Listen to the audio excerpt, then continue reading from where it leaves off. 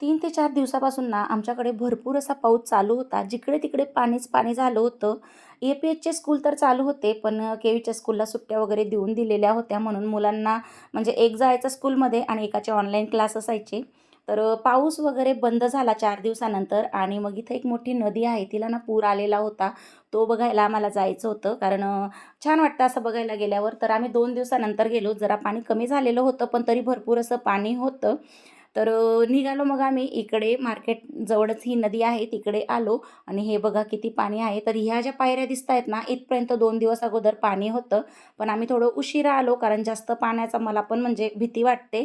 त्यामुळे थोडं आम्ही उशिराच आलो आणि हे बघा किती पाणी आहे आणि प्रवाह देखील भरपूर होता पाण्याला आणि खूप असं खराब दिसत होतं ते पाणी कारण ते पावसाचं पाणी होतं.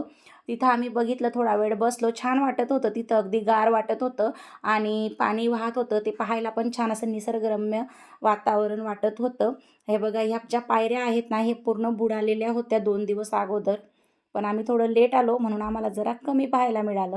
तर त्यानंतर इकडे घरी जाताना आईस्क्रीम वगैरे घेतली, ती खाल्ली आणि इकडे आलो. इथं रस्त्यावरच आमचं हॉस्पिटल असतं, आर्मी हॉस्पिटल. तिथं यांचा रिपोर्ट घ्यायचा होता, तो घेतला आणि घरी गेलो. बाय.